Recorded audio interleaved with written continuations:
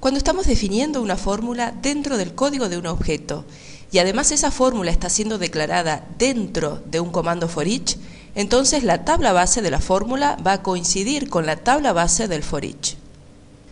Recordemos que un comando for each navega una tabla física y accede a su extendida.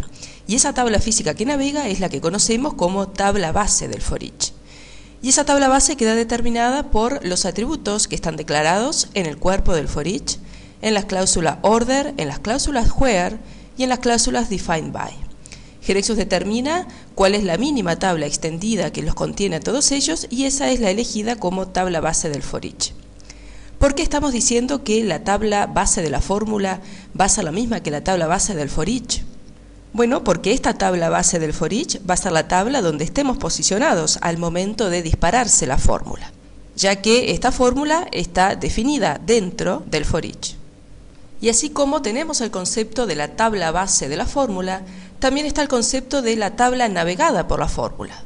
Cuando nos referimos a la tabla navegada por la fórmula, nos estamos refiriendo a la tabla en la cual la fórmula está siendo evaluada. Así que estos dos conceptos significan tabla base de la fórmula, la tabla en la cual estamos posicionados al momento de dispararse la fórmula, y la tabla navegada por la fórmula es la tabla en la cual la fórmula está siendo evaluada. ¿Por qué es importante distinguir estos conceptos?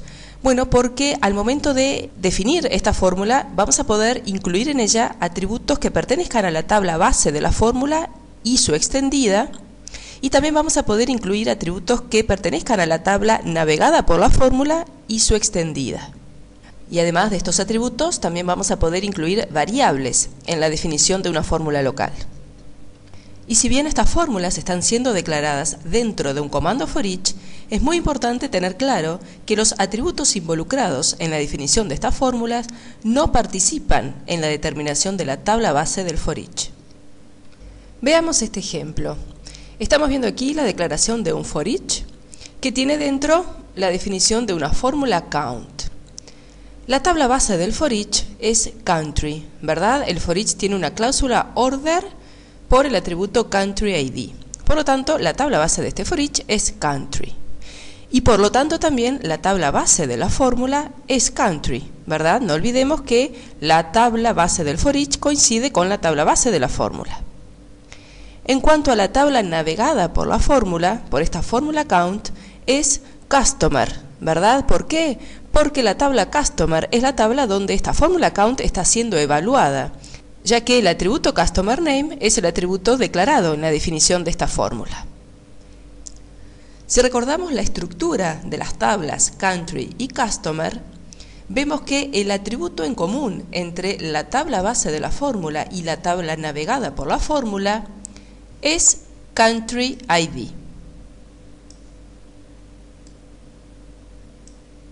Por lo tanto, esta fórmula declarada dentro de este for each nos va a estar devolviendo la cantidad de clientes para ese país.